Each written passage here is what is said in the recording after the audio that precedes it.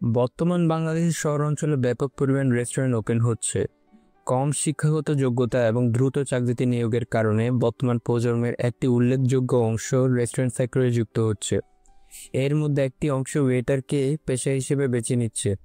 এই ভিডিওটি মূলত তাদের জন্য যারা ওয়েটার হিসেবে নিজের ক্যারিয়ার করতে চান এবং নিজের দক্ষতাকে আরও বৃদ্ধি করতে চান। আজকের ভিডিওটি মূলত একজন ওয়েটারের বেসিক কিছু সার্ভিস নিয়ে আলোচনা করা হবে। আপনাকে যদি জিজ্ঞেস করা হয় একটি রেস্টুরেন্টের হৃদস্পন্দনকে, রেস্টুরেন্টের মালিক নাকি শেফ, নিশ্চয়ই তারা গুরুত্বপূর্ণ, কিন্তু যিনি আসলে পুরো রেস্টুরেন্টের মুখ্য হয়ে ওঠেন তিনি হচ্ছেন ওয়েটার। একজন ওয়েটারের উপর নির্ভর করে কাস্টমারের পুরো অভিজ্ঞতা।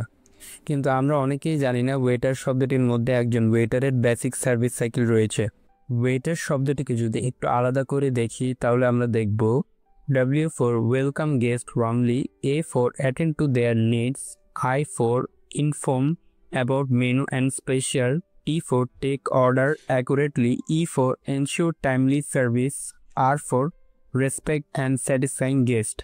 এখন আমরা এই শব্দগুলো বিস্তারিত জানব। গেস্ট রেস্টুরেন্টে প্রবেশের সাথে সাথে একজন ওয়েটার গেস্টের দিকে এগিয়ে যেতে হবে এবং তাকে ওয়েলকাম জানাতে হবে। গেস্টের সংখ্যা অনুযায়ী সবচেয়ে কমফোর্টেবল টেবিলটি গেস্টকে সাজেস্ট করতে হবে এবং গেস্টকে টেবিল পর্যন্ত স্কোয়াট করে নিয়ে যেতে হবে এবং গেস্ট বসার আগে চেয়ারটি গেস্টের জন্য টেনে দিতে হবে এবং নিশ্চিত করতে হবে গেস্ট যেন টেবিলে কমফোর্টেবল হয়ে বসতে পেরেছে।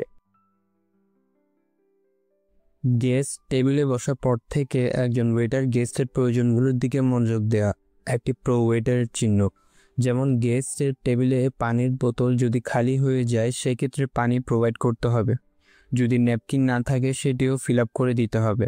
খেয়াল রাখতে হবে গেস্ট কিছু বলতে চাচ্ছে কিনা, বলার আগে তা পূরণ করে দেয় হচ্ছে একজন ওয়েল ট্রেন্ড ওয়েটারের লক্ষণ। গেস্টকে অবশ্যই রেস্টুরেন্টের বেস্ট ডিশগুলোই সাজেস্ট করতে হবে। এক্ষেত্রে গেস্টের ফুড এক্সপিরিয়েন্স ভালো হওয়ার চান্স অনেক বেশি থাকে। আর ফুড এক্সপিরিয়েন্স ভালো হলে ওই গেস্ট আপনার রেস্টুরেন্টের রিপিট গেস্টে পরিণত হবে, আর তাহলে আপনার রেস্টুরেন্টের ব্যবসায়িকভাবে লাভবান হবে। অর্ডার নেওয়ার সময় খুবই সাবধানতার সাথে নিতে হবে, কারণ একটি ভুল অর্ডার গেস্টের পুরো অভিজ্ঞতাকে নষ্ট করে দিতে পারে। এর জন্য প্রয়োজন অ্যাক্টিভ লিসেনিং এবং নোট করা। গেস্ট কি বলছে তা মনোযোগ দিয়ে শোনা, সেই অনুযায়ী নোট করা। গেস্টের অর্ডার দেওয়া শেষ হলে তা একবার রিপিট করে কনফার্ম করা এবং অবশ্যই জানিয়ে দেওয়া এই অর্ডারগুলো সার্ভ হতে কত সময় লাগতে পারে।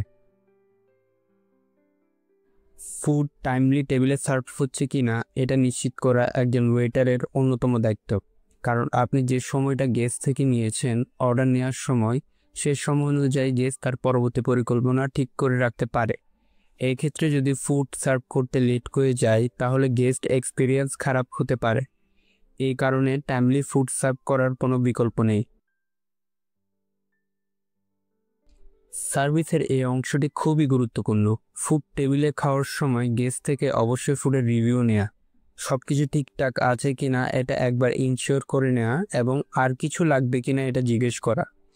গেস্টের খাওয়া দাওয়া শেষ হলে যদি গেস্ট বিল চায় তাহলে গেস্টের টেবিল ক্লিন করে তারপর গেস্টের টেবিলে বিল দেওয়ার পর গেস্টের সম্মানের সাথে হাসি মুখে ফেয়ারওয়েল দেয়া।